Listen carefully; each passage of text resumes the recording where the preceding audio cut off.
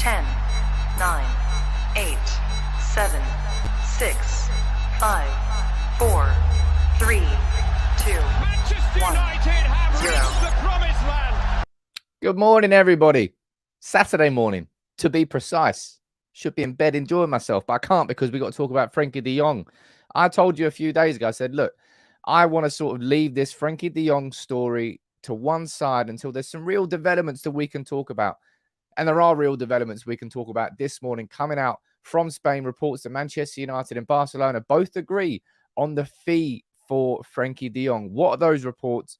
Where are they coming from? I'll run through all of that from Spain. I'm also going to be running through Laurie Whitwell, his latest update from The Athletic. And there's one thing I want to say to begin this show.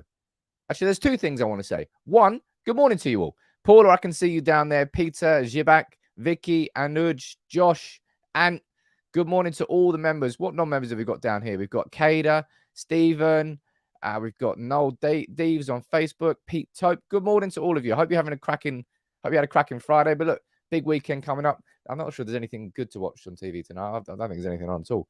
But whatever you're doing, enjoy yourself.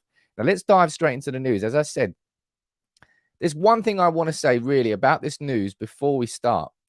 And that is that this man right there, Erik Ten Hag, is really, really pushing for Frenkie de Jong.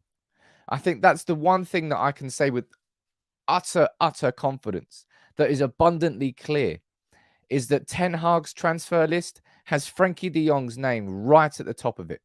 We'll get into a discussion and we'll get into a debate again about this de Jong situation, about whether or not Manchester United should be looking elsewhere, about whether or not Manchester United should be backing out of it. But I'll tell you one man who is not backing out, and that is Erik Ten Hag. He wants Frenkie, and that really is what is leading this story. That's the first thing I want to say before diving into the news, bringing it to you, and then we can debate it in the comments, just like we always do every single morning. Let's go to it. Now, the news is coming from Catalonia Radio, and it's coming from Oriol Domènech. I think I've pronounced that right. Oriol Domènech and Gerard Romero are two very, very prominent voices when it comes to news from Spain. Now, you remember it was Gerard Romero who led with the story that Manchester United were 95% likely to sign de Jong, or de Jong was 95% likely to join United. One of those two. He was leading the way, and that happened on the same night that we won the FA Youth Cup final. Now, today, it's Oriol Domènech from Catalonia Radio who is leading the story, saying that there is an agreement between Barcelona and Manchester United for the transfer fee of Frenkie de Jong. That means, so we actually saw, I believe it was Fabrizio Romano yesterday, saying that Barcelona want no less than 80 million euros for Frenkie de Jong. Now, if that is true, and that was the case, then it means United have agreed to pay 80 million euros, which I think is in the region of around about 68 million pounds sterling. I think probably for a player, we kind of had this debate during the week, didn't we? So what would be a fair price for de Jong? I mean, realistically, I don't give a shit about how much a player is worth. If a player is right for Man United, I just want to sign that player. And I don't want to get caught up too much in the nitty-gritty about how much that player's transfer fee is and X, Y, Z. But given that we've got a budget this summer, you kind of have to. But if we've agreed a fee, as Oriol Domènech is reporting, there's tons of people having a go at me for the title, for that. I'm bringing the news to you, right? And I'm running through it and I'm debating it with you in the comments. So, don't shoot the messenger sort of thing. And what else did Oriol Domènech say? He said Erik Ten Hag called Frenkie de Jong, who initially said no because he didn't want a team that isn't in the Champions League. Now, that is the story that is still going on there. I know, look, it's a live Saturday. What more could you want apart from, I don't know, but maybe not me chatting shit on screen. Kaz, you're saying, let's stop wasting time on de Jong.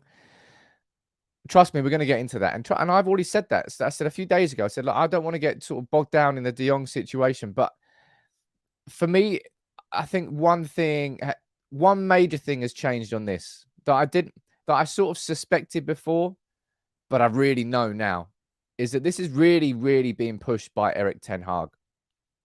Erik Ten Hag simply isn't accepting no as an answer. I think he's convinced that he can convince Frenkie de Jong to join. And that's the ultimate crux of this whole situation. You got all your Dominic there reporting that Manchester United have agreed a fee for De Jong. And you know full well what's going on with the Barcelona financial situation. I believe they've got to balance their books by the end of June. That means they need to get money in. And literally, there is nobody else that can be sold for the money that De Jong could be sold for that Barcelona's president could get away with, Joan Laporta. It's only De Jong, right? As I said, this is coming from Oriol Dominic out in Spain. Now, lots of you are going to be like, Sam, I'm not going to believe it until Fabrizio, X, Y, Z. I tell you what, Fabrizio, let's see how he gets on this summer. But if you want reliable sources, let's go over to see what Laurie Whitwell is saying on this situation in The Athletic, right? This is his update on the track. I'll tell you what I'm going to do. I'm probably going to do a separate video tomorrow, a little shorter one, running through this in a real bit of detail because it gives us that massive glimpse into what the actual priorities are for Erik Ten Hag, which we kind of always suspected, but this is concrete. And we needed a bit of this. This is what he's saying on the Frenkie de Jong situation. Because United head into this summer prioritising central midfield. Following the arrival of Erik Ten Hag, Frenkie de Jong has been pushed to the forefront. Ten Hag has pressed for United to explore signing de Jong after sharing an excellent working relationship. Goes into a bit of detail, talking about the financial issues, and we've just discussed this there. 80 million euros price tag. And we go down and we read a little bit more. I think there's something else down here on de Jong. De Jong's own preferences, of course, the crucial factor, as has been reported the entire way through. Now, GT, this is the thing that we discussed in the comments quite a lot this week. I wasn't expecting to do another video like this on de Jong, but here we are because it's developing, right? And I told you I'll bring you reports when they're developing.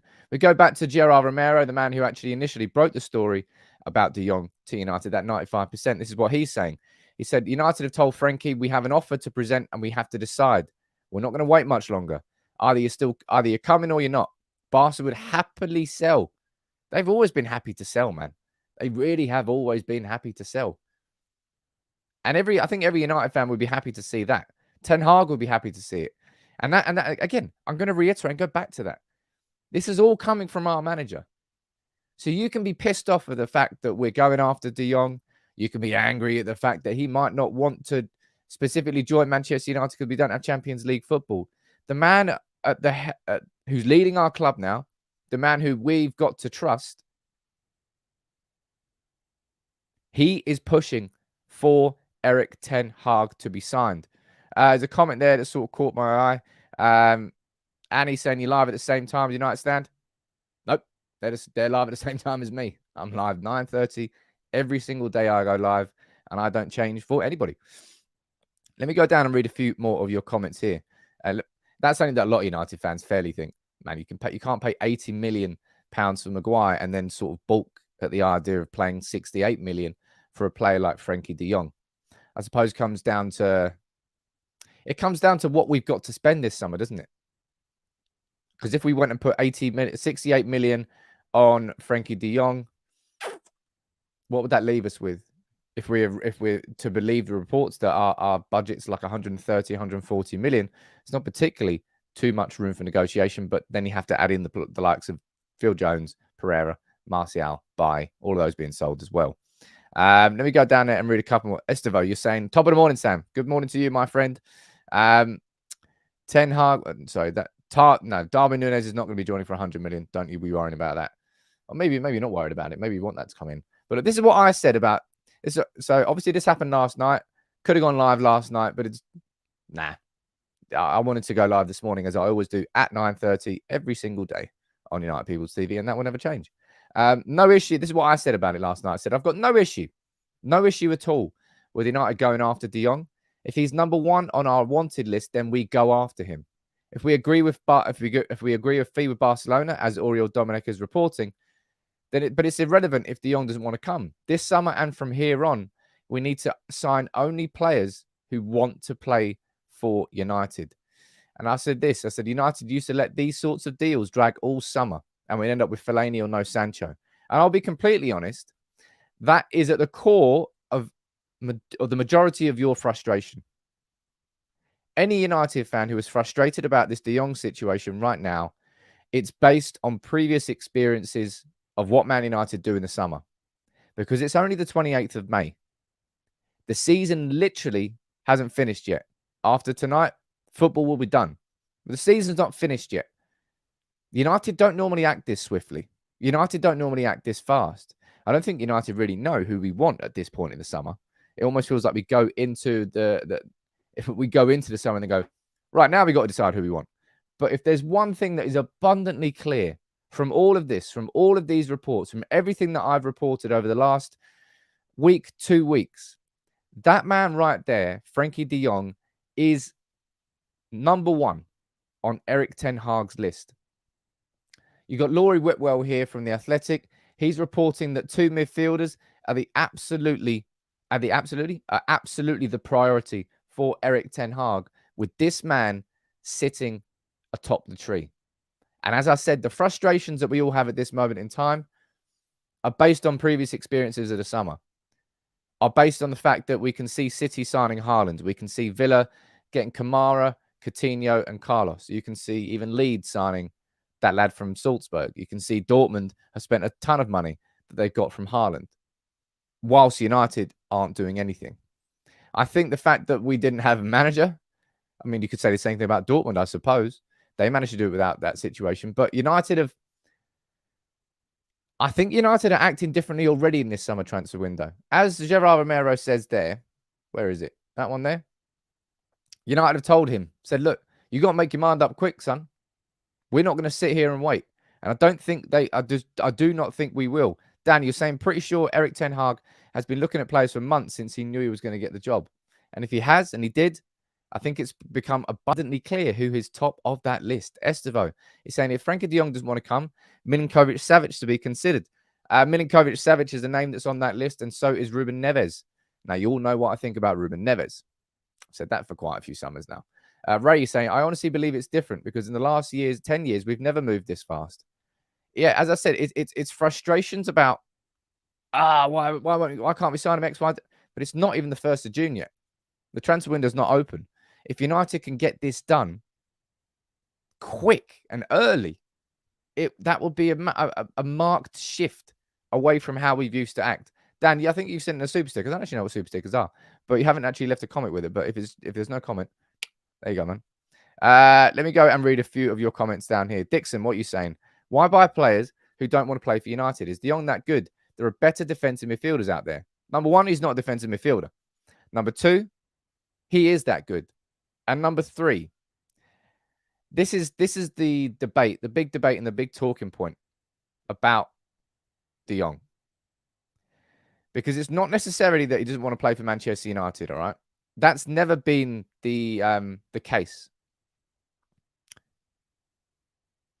It's whether or not you've, and this is you can't get a true answer to this as to whether or not, well, not yet anyway. Maybe you'll hear it from De Jong. Maybe you'll see it from De Jong.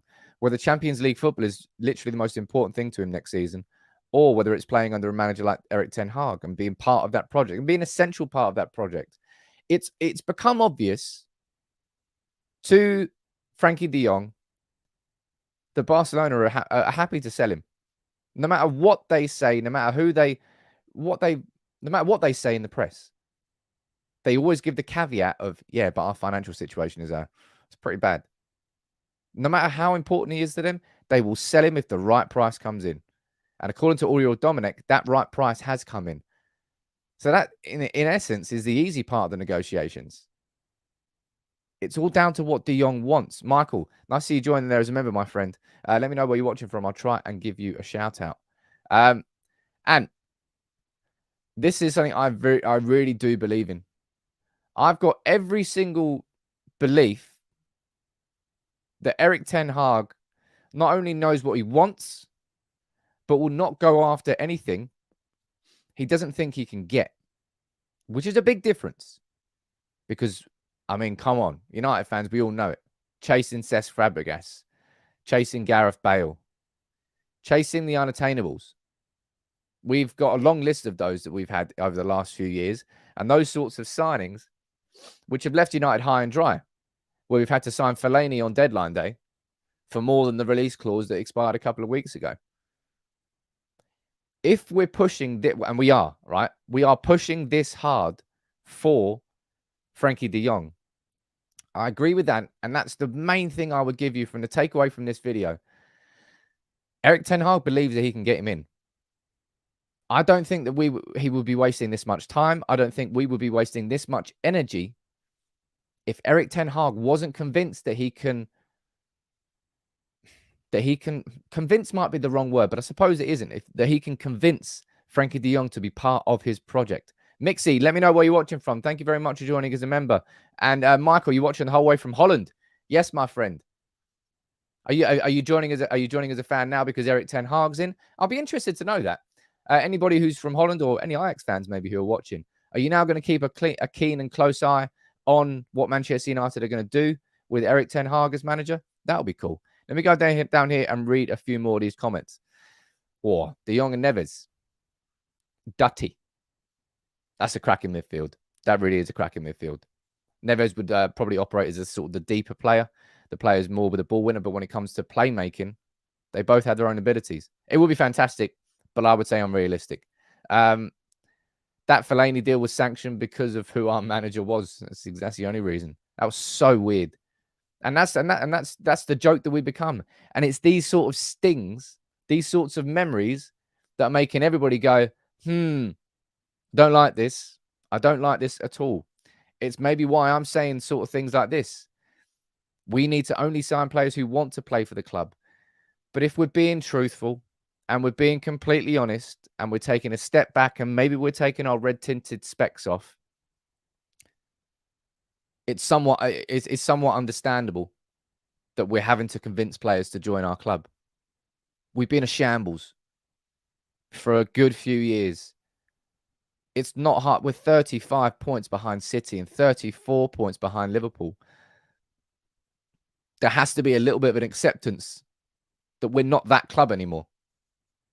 And maybe that's something that I need to personally do myself. I'm not literally preaching this to you and not saying that I think that I need to realize that as well. So maybe that's why these sort of negotiations with Frenkie would go on for a little bit longer, because from the outside looking in, we do look like a shambles. But this man, am I surprised? No, I'm not. I'm not surprised he's going after Frenkie de Jong so aggressively, because I said this right at the very start, okay? Right at the very start. I said, whether or not we sign Frenkie de Jong this summer, Frenkie de Jong will be the picture on there. It'll be pointing it to like, this is the player I want. I want Frenkie de Jong. If we can't go and get Frenkie de Jong, who can we get that's going to be exactly like him? That's how it would have went when it comes to identifying targets at the start. Mizo, you join as a member as well. Let me know where you're watching from, buddy. And I see you all joining here this morning. And Darren, it's a Saturday member party. Make sure all your members, by the way, you join the community. I'll tell you one thing I do want to say is I've been blown away by the start of that community. The start of that community has been incredible. It really goes to show that the United People's TV community that we are building and we have built is fantastic. Proper family vibe in there. If you haven't already joined, you can use that QR code and just scan it with your phone, or there's a link in the description. It's free, completely free to join. If you're a member, you'll come into the members only group. I'll do some giveaways in there. Going to be doing some exclusive content in there. And as I said, look, this is my way of giving back to the community. I'm going to give away 250 quid cash. It's my thank you for everybody for helping us get to 250,000 subscribers. I'm going to be choosing that winner at the end of next week. And to enter, all you've got to do is join the community. I'm going to choose one random member who's joined from the very beginning, and I'm going to give them 250 quid cash. Let's go down here. And what you're saying about Ten Hag and de Jong. He's saying, if Ten Hag can secure de Jong, we get Timber 2. He already has a spine that will be loyal to him. And his vision of what he wants to build. When you include Donny as well, that will be key. Now, if we head over back to the article from The Athletic, there was a sentence in there which pretty much was exactly, not verbatim what you said there, but it's something there. There we go. Blah, blah, blah. There you go. This paragraph here. For United, the example of Donny van de Beek cannot be disregarded. Ole Gunnar Solskjaer and Ralph Rangnick judged his physicality an issue. Others thought the scale of United proved a shock. Van de Beek might fairly contend that United's team has not been set up for a player of his style, and Ten Hag's arrival could change that. Van de Beek and de Jong represent two players who fully understand the new manager's demands in and out of possession. And that really is a big thing here. And that's something that I've reiterated so much. That's why De Jong, you can't just look at De Jong. You can't just look at De Jong's stats and think that's what he's going to bring to Manchester United. That's why De Jong would be such a significant and transformative signing, because not only would he bring the stats, not only would he bring the numbers, not only would he be a fantastic footballer, but he would be that person who comes in and without thinking, subconsciously knows what Erik Ten Hag wants him to do, exactly where he needs to be on that pitch without thinking.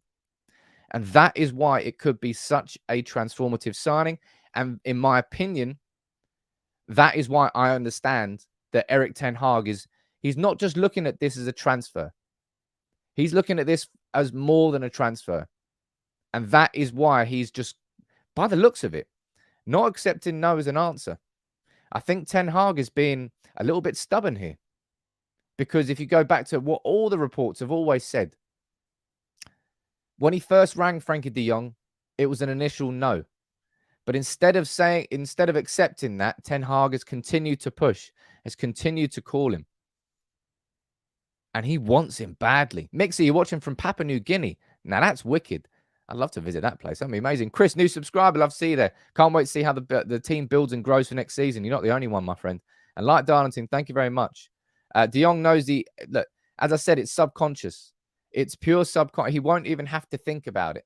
And that is why the De Jong signing, I was going to do a video on this. I've already prepared it. I just haven't done it yet.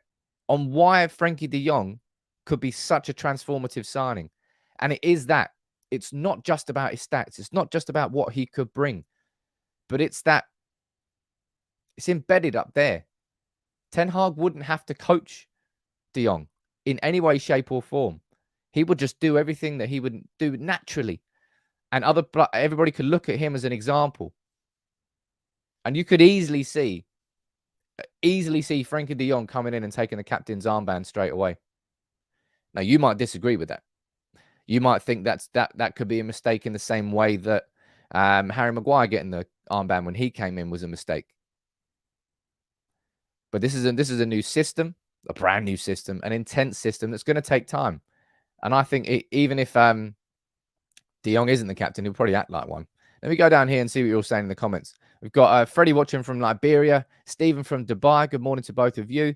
And Vince watching from Mauritius. Look at that. Who do you pair with De Jong if he comes in? It's an interesting question there, Sam. And I'll tell you what. Oh, shit, I might do that tomorrow. Damn, there's too many videos I could do at the moment. I genuinely... I kind of ignored this story at the start because I didn't think it would happen, right? But I can't really ignore this story anymore because N'Golo Kante really is getting listed as a potential defensive midfield signing for Manchester United. I'm very much reserved on this one.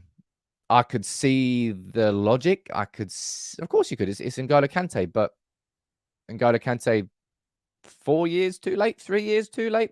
Too late anyway. I can't ignore the Kante stories anymore, so I might do a full story on Kante to United and release that tomorrow morning. Maybe I will. You can let me know in the comments which would you rather me see. Do a video on N'Golo Kante or do a video on Ten Hag's overall priorities and what we're seeing now, what we're seeing developing. Because we had our own sort of assumptions and thoughts, but now we're really, really seeing it. Let me go down here and see what you're saying. Jedi, you think that Kante would be a good fit alongside him? Nicholas, I disagree with that completely. I think he absolutely would. Oh, look at that. Dusan saying, look, started watching the channel since Erik Ten Hag came in. Greetings from Amsterdam. Nice to see you there, Dusan, my friend. Great first name, obviously. Tadic would agree with you. No thanks to Kante. He's on a decline. Look, Kante, was it last season's Champions League final? Absolutely bossed it. He's not exactly on the decline. It's just the injuries have kind of plagued him this season. Imagine forcing the flop to join my team. Ooh, that's a rogue comment there. De Jong's not a flop, people. Come on. This is what I mean about people who say mad shit. There were so many people yesterday on the stream just going in on Rashford out of nowhere, and it really started to get on my nerves. Adiemi watching from Aberdeen. Look at that, cool. I disagree with these comments saying that Kante is washed, but if we were going into this summer and we were thinking, right, who's going to solve our midfield problems? Nobody would have put N'Golo Kante's name on top of that list, probably in anybody's list. It's just, it's like it's a weird signing. It's like United, really? That's really? But then on the other hand, you may say, well, if you're not going to go after Aurelien Tchouameni and Declan Rice is overpriced, who else out there in the market? You could talk about Ibrahim Sangaré from PSV, which I'll probably do a video on him at some point as well. Obviously, was it Kone? We were linked with from Borussia Mönchengladbach. There's a couple of players-ish. Bissouma, we could speak about Yves Bissouma. I don't know. I very much expect the comments on this Kante video to be extremely split, because I'm extremely split. Now, Potse, I would not say this in any. This is a really, really bad comparison, if I'm being completely honest. I'm not trying to be impolite. No. Di Maria, the only reason Di Maria joined our club was because PSG were struck by FFP. And the only reason he did that is because he had to leave Real Madrid. He can't go to the club he wants to go to. Who's like, okay, well, United want me. I'll go there for a year, be miserable, and piss off. And then he went to PSG, and he never, ever left. I really don't think that's a fair comparison. De Jong and Di Maria. Really, really isn't. Jibak saying, Kante will be another Matic. We'll get one good year out of him, and we'll have to pay a lot to get him. Hope there are more suited ball winners out there. I think that's probably an excellent comparison. But Jonathan, you're saying here, Kante definitely. He's had a few injuries, but all players do at some point. Look at Modric. He's 37 and still world-class. Plenty in Kante's engine. And if we're being honest, if anybody's going to have energy in that engine, Kante's got two of them. His work rate has been relentless. He has been, if we're looking at best signings in the Premier League in the past decade, you might put Kante up as number one. Certainly right up there towards the top in terms of the price he was signed for and the success that the player that he's grown into. There are Liverpool fans that will argue that Van Dijk's the best signing, but he was already signed as like an £80 million midfielder. Kante's been his career path. He went from I think he won the league title with Leicester. Then he won the league the next year with Chelsea. And I think he won the Champions League. He's had a lot of success. He's a cracking player. But is he what we need? I'm not sure about that. Senny, you joined as a member. Let me know where you're watching from. I'll try and give you a shout out. Michelle, let me read your first comment out here. Saying, Barca never put Frenkie in his favourite position. At Ajax, he was. And Erik will put him there again. I can say with utter confidence that if Frenkie de Jong signs to Manchester United, we will love him. We will sing his praises week in, week out. I'm utterly 100% convinced that he would be a sensational signing for Manchester United. And I think that's a big reason, again, why Erik Ten Hag is pushing this so aggressively. And it is aggressive, as I said. Because all the stories from day one all said Frenkie de Jong wants Champions League football. Every single report that's come out is Frenkie de Jong is really focused on Champions League football. Now, a lot of managers will probably take that as a no, as a game, set, and match. And I think if it was any other player, I think he would have taken that as a no already. But he's ignoring that. And he's so convinced about the impact that de Jong could have at United that he's continuing. He's being persistent. And sometimes persistence pays off, as you know. Anna saying, can you imagine a midfield of Donny, de Jong and Bruno as the main midfield with Fred, McTominay and Garner? I don't think that's a midfield three. De Jong, Donny and Bruno. Donny will not play alongside de Jong. Donny will play instead of Bruno on occasions. Let's go down there. Roger watching from the Netherlands. How you doing, buddy? I just want to see a fighting United squad. United have to sign players that want to play and fight for the club. And again, do you have any concerns then, right? Ladies and gents in the comments, do you have any concerns that because he would have signed for a club that wasn't in the Champions League, because he effectively left Barcelona when he probably didn't want to, does that make you worried about how much Frenkie de Jong would fight at Manchester United? Are you concerned that he wouldn't have the right sort of mental, the right mental state of mind coming into the club? Or do you think, nah, man, if he came in, he'd give his all for us? Elijah saying it's actually not easy for a player to leave a team playing Champions League for Europa. It takes total convincing to consider. Elijah, you can look at, who was it? Was it Paul Pogba we've done before? Was it Zlatan we've done? there's quite a few names that Manchester United players that we've signed for big money over the last few years where we haven't had Champions League football. So it hasn't really been too much of an issue before. But unfortunately, at those times, the only reason it wasn't difficult, and we know why, we paid over the odds. We paid huge prices. We paid huge wages. And that did create the wrong mentality. And that's where this really is a delicate balancing act. Because if you've got Erik Ten Hag, who is pointing right there at his main target, Frenkie de Jong, I want him no matter what. But Frenkie de Jong himself wants Champions League football. How are you going to convince him? Two ways. You either convince him with more money, and United cannot afford to do that, or you convince him about the project. And that is what Erik Ten Hag is trying to do. Let me go down here and see what you're thinking about this. David, you're not worried at all. If he was to sign, you think he would give his all if he joined? Another David saying, I think if he comes and wants Champions League footy, he'll play his heart out to get it. So it'll be a great signing. Okay. Frenkie de Jong will fight for Ten Hag regardless of what club he's at. I do think that's true as well. That midfield gives me a hard on. Phil, you're saying if Barca agree a fee, he'll either agree or be pushed.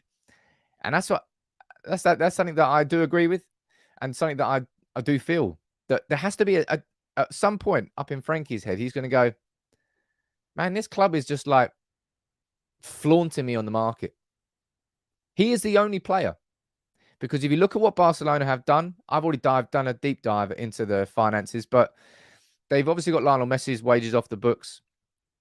Titi, if I'm correct, has signed a new deal at reduced wages, but they've still got the likes of Ousmane Dembele, who they need to sort that big situation out. And Frenkie de Jong is the only opportunity that club has to make a substantial return. They would just get, basically, what they're trying to do is get as much as they pay for him, which I believe is around about 68 million. Tim, you're saying, I'm concerned he wouldn't be good enough. McTominay runs around a lot. I saw this on Twitter the other day, and I thought it was pretty accurate, because when you have to talk about how much somebody runs around as their main asset, that player's not good enough. And I think you can probably say that about Scott McTominay. I still absolutely think, and will stand by the fact that Scott McTominay is a good squad player for Manchester United. Across the season, there will be tons of situations where, pardon me, he can either come, that hiccup came out of nowhere, he can come into maybe a starting 11, or he can come on for the last 20 minutes, and Scott McTominay will do a good job. But he shouldn't be starting for Manchester United. He's definitely a bit limited in that sense. And to think that Frenkie de Jong wouldn't be, that'd be like trading in your Ford Focus for a Ferrari. It's that sort of upgrade, that sort of level of upgrade. Ivan, this is my, as I said, this is my initial reaction, and I still feel quite strongly about that. But I think Ten Hag just sees it differently. I think it doesn't matter what us fans feel about whether we should be convincing a player to join, whether that should be the right thing, or whether that will be the wrong thing. Erik Ten Hag is, as Barry would say, he's doing it anyway. He's like, look, I know I shouldn't beg anybody to join the club, but come on. We're going to do it anyway. He's like, Frankie's like, look, Erik, man, I don't want to join. Right, don't ring me again. We're going to do it anyway. Seriously, I told you last week, can you stop ringing? We're going to do it anyway. And then eventually you'll say yes.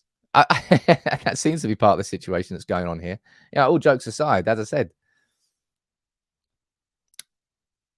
I'm not surprised.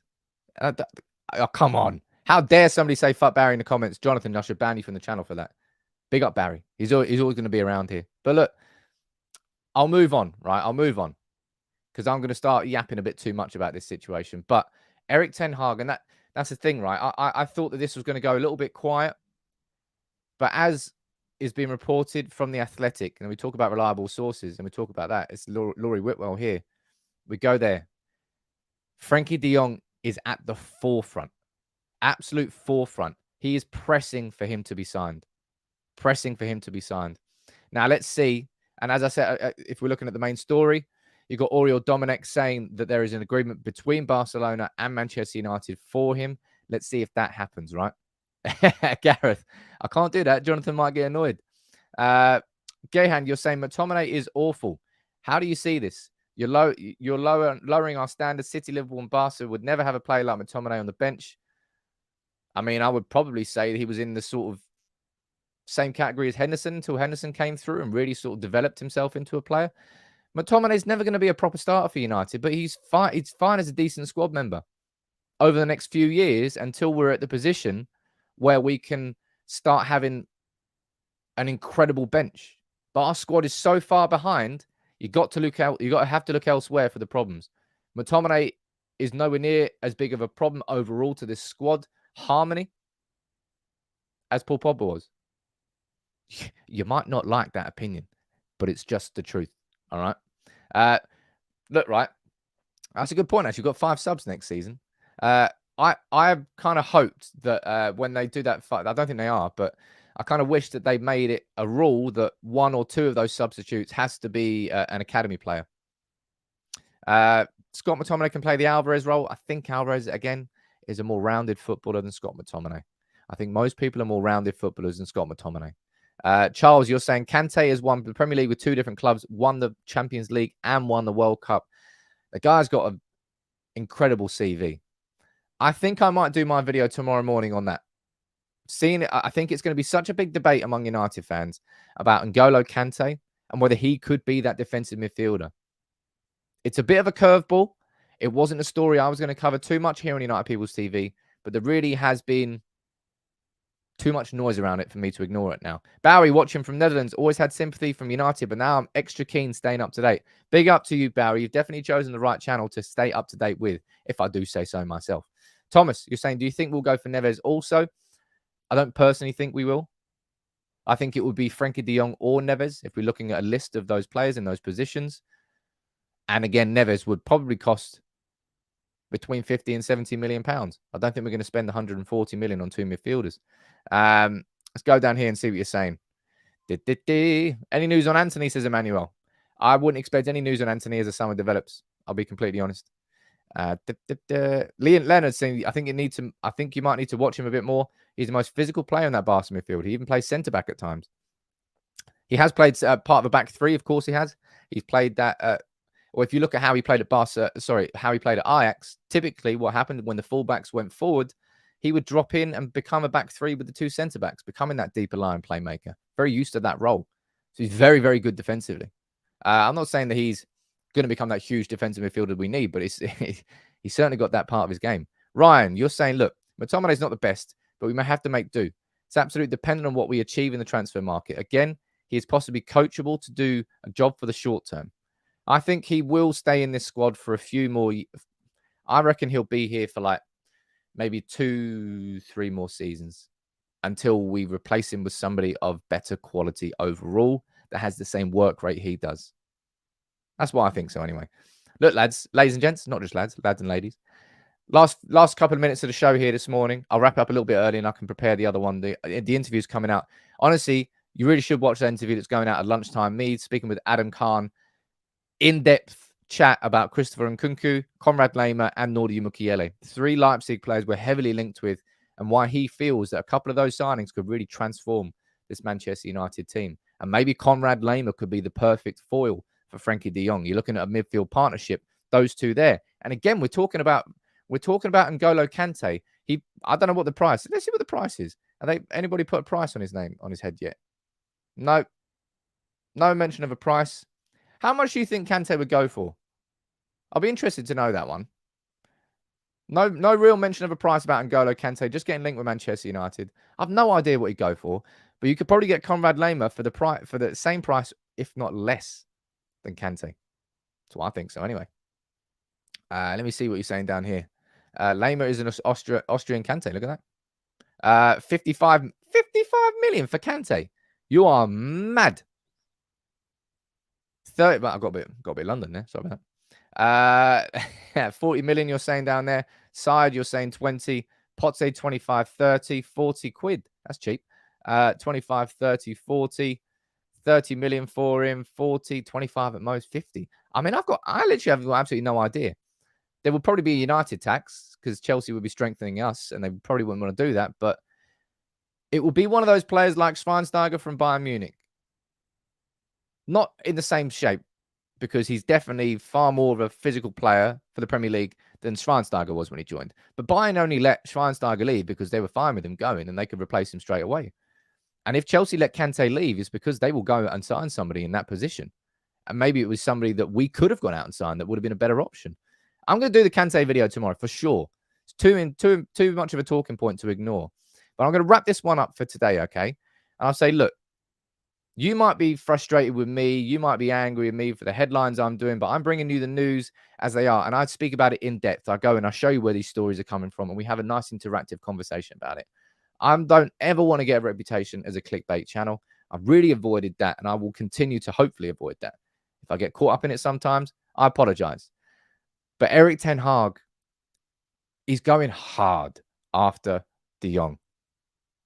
And it's the 28th of May, so if we're going to go hard and go quick, go hard or go home. That's what he's doing with De Jong. I'm fine with that. It's just whether or not you feel that the amount of convincing that De Jong is needing, whether that's a problem or not. You let me know what you think about that in the comments, as you always do every single morning. But look, don't say I don't treat you well sometimes. Got a Saturday stream. Jeez. But look, enjoy your weekend. I don't know what you're going to do tonight, but there's absolutely nothing on TV to watch. There's nothing on whatsoever. So maybe just watch a film. I don't know what. I don't know what you're going to do. Come on, Benzema. Come on, Benzema. But look, take it easy. Watch the interview with Adam Khan. It's going out at lunchtime today, and I'll have a Kante video out tomorrow morning. What more could you want? Apart from, signing De Jong, Timber, and Kunku and stuff like that.